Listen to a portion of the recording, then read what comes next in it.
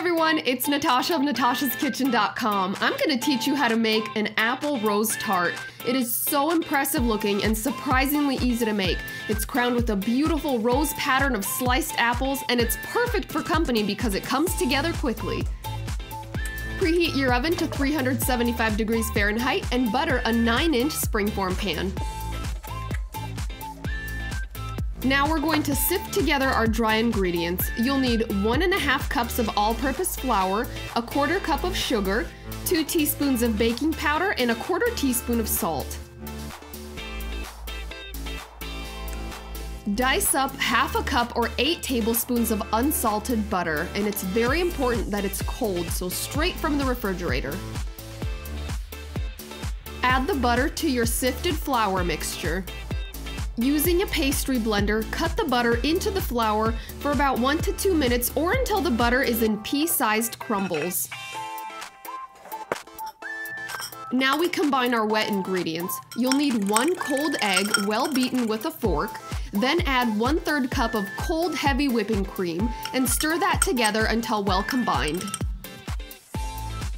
Drizzle that mixture over your flour ingredients and fold with a spatula just until it comes together. Do not overmix.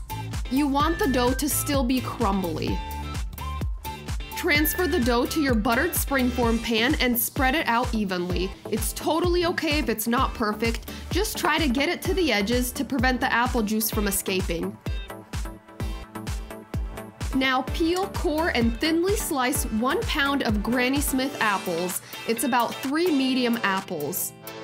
Thinly slicing the apples will make it easier to arrange them in that beautiful rose pattern. So cut them about 1/16 of an inch thick. Transfer the sliced apples to a large mixing bowl. In a small dish, stir together 1/4 cup of sugar and a teaspoon of cinnamon. Sprinkle the cinnamon sugar evenly over your apples and toss to combine.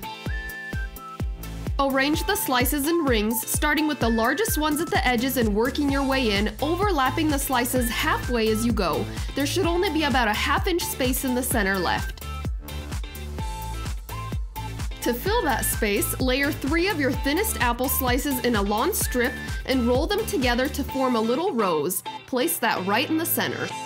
Dot the top with 1½ tablespoons of butter, then place the pan over a foil-lined baking sheet to catch any stray apple juices, and bake at 375 degrees Fahrenheit for 30 minutes. Oh, this smells good.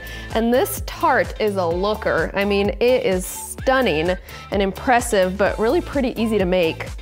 So as soon as it's out of the oven, you can take out the springform ring. Look at that.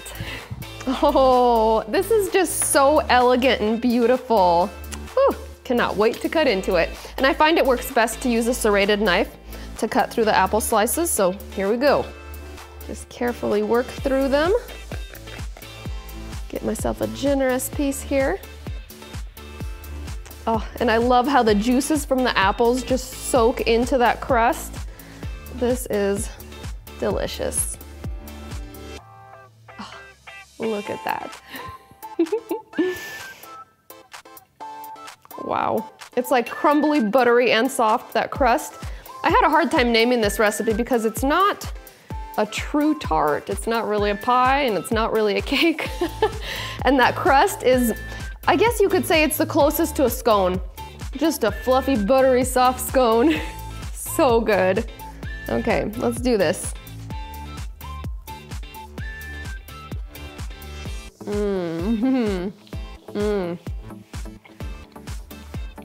Wow, it kind of tastes like an apple pie over a soft crust. I love that little pop of cinnamon flavor and the sweet tart apples over the lightly sweet crust. It's the perfect combination. My kind of dessert. You know what else is awesome? If you're feeling lazy or just pressed for time, you can completely take all the apples with the cinnamon and sugar and just pour them over the top without doing the design. It's quick, easy, and will taste just as good. Make this for your next get-together and you will get rave reviews. If you enjoyed this recipe, give me a great big thumbs up below. Make sure to subscribe to our channel and we'll see you later. If you enjoyed this, I know you're gonna love our popular apple recipes right over here. And if you love our recipes, make sure to subscribe, and when you do, click that little bell icon and you'll get notifications every time we post a new recipe. We'll see you later.